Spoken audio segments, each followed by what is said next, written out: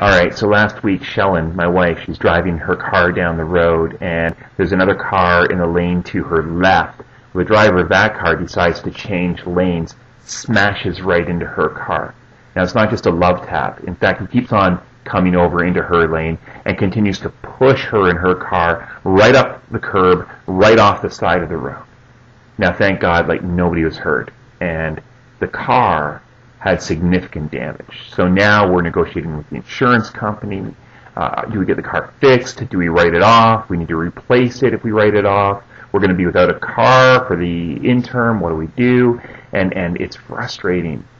And some time ago, not that long ago in my life, I would have been pretty upset about that. And sometimes when you get upset and you let your anger take over, you let your frustration show, and you vent and you just unload on somebody. So you unload on the person that caused the accident, or you yell at the lady at the insurance company, and it just feels good to let it go, doesn't it?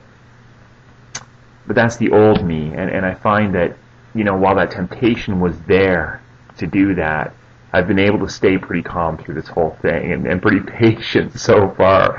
And not that it hasn't been hard, because it has at times, but you know what? It's just one of these small things in life that we need to handle, with godliness. James, the book of James that we're studying at Centered, talks about wisdom. And last week in James chapter 3, at the end of James chapter 3, we were talking about seeking wisdom and applying that wisdom to our lives. And it's interesting how James puts it, because he lists a bunch of characteristics. What we look like if we do in fact know God, if we know Him, and if we apply His wisdom to our lives. In fact, what we look like, he says, is good.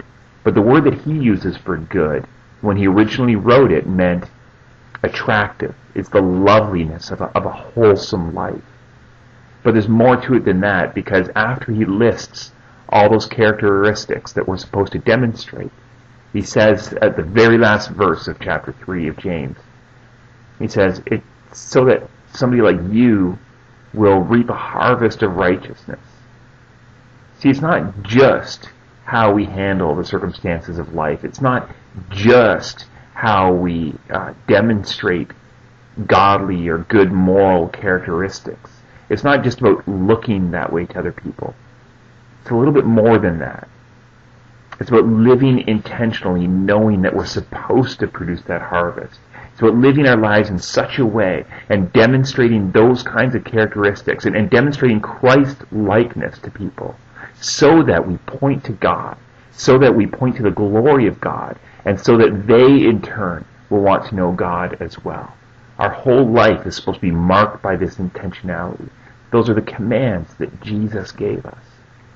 So when we face circumstances like this in our lives, and hardships and trials and things like this happen, we react with wisdom and Christ-likeness and a life that is attractive, a life that points people to God, a life that will reap a harvest for the kingdom of God.